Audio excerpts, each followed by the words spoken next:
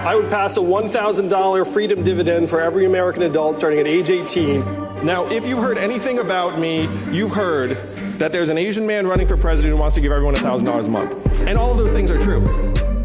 So I'd been considering universal basic income for years, but I became fully convinced in 2016 when I read a book by Andy Stern, the biggest labor leader of his generation. This book really struck me because it was no longer a technologist saying we're going to automate away all the jobs. This was actually the champion labor leader who said the future of labor is no labor, we are screwed, and we need to move to dividend for all Americans. Let's talk a little bit about like the need, the premise and the need for this program. So the job numbers superficially look pretty good. The unemployment rate is near a 50-year low. There are currently 7 million job vacancies, 500,000 vacancies in manufacturing alone. Given that there are so many jobs going begging right now, wouldn't a better solution be to take people whose skills are no longer working for the economy and retrain them for those vacant jobs? Why is the solution to say you don't have to work?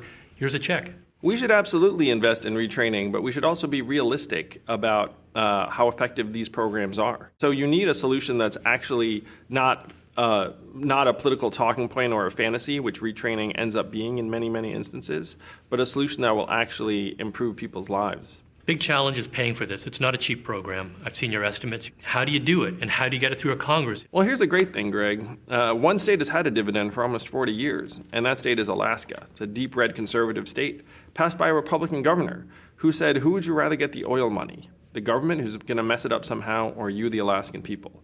And the Alaskan people said, us. And now it's been in effect for decades, wildly popular, has created thousands of jobs, improved children's health. But the Republicans will look at this and say, wait a minute, this helps rural areas and red states on the interior, and this does not create a giant new bureaucracy to make people's decisions. It actually puts decision-making and economic autonomy in people's hands.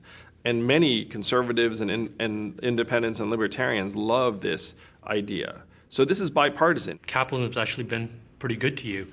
And yet, it sounds like you're saying there's something fundamentally wrong with our form of capitalism. Is that right? And does it need to be fixed? In the 20th century, if I had a very profitable company, you could assume a number of things. That I was going to need to hire lots of workers.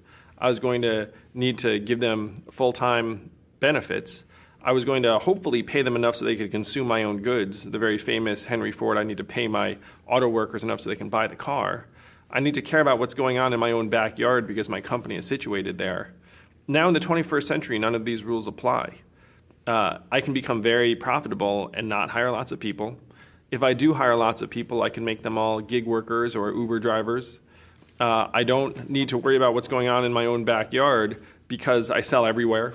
So our system of capitalism is phenomenal at accomplishing its own goals, but those goals are now diverging from the average well-being of the American worker. And you can see that very clearly in the fact that GDP is at record highs, but also at record highs, stress levels, financial insecurity, even suicides and drug overdoses. Our life expectancy has gone down for the last 3 years while our GDP is set record highs. Obviously, automation, universal basic income, they're the animating pillars of your presidency. What else does a Yang presidency stand for? Well, my campaign stands for a new way forward that actually rises to the challenges of the 21st century economy.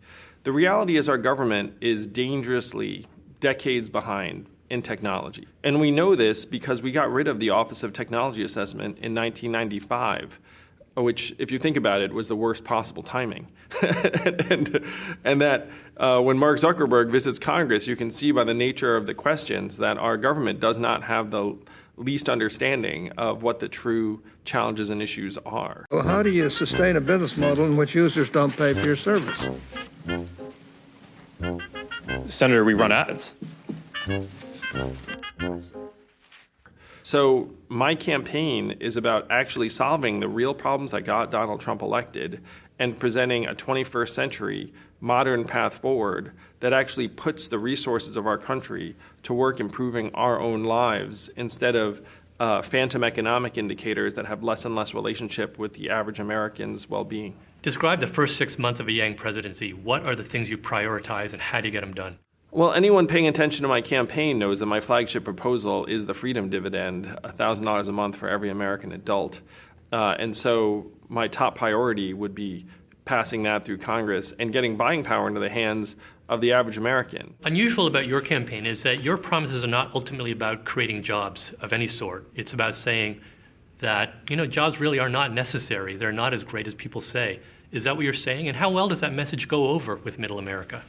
Oh, this is actually a misconception about my campaign. I think jobs are integral to human fulfillment. I think that a couple things. One, we need to broaden what we think of as a job. My wife is at home with our 2 boys, one of whom is autistic. She works incredibly hard and is doing vital and challenging work for the next generation. Second, putting this buying power into our hands would create hundreds of thousands of new jobs right in our communities every single day. The local mechanic and tutor and daycare center and Main Street business, all of them need to hire because people have more buying power in this economy with the freedom dividend. The third thing is that the market systematically ignores many of the things that we know are incredibly important. So that's not just parenting and nurturing and caregiving. That's also volunteerism and arts and creativity and entrepreneurship and risk-taking. So these are the things that get supercharged with the freedom dividend, and many of these things result in new jobs. You've obviously put a lot of energy, a lot of your life into advocating for these ideas. Why did you decide that you had to be president to really push these ideas forward? So if you're trying to advance solutions and implement them in a reasonable time frame, we do not have that much time.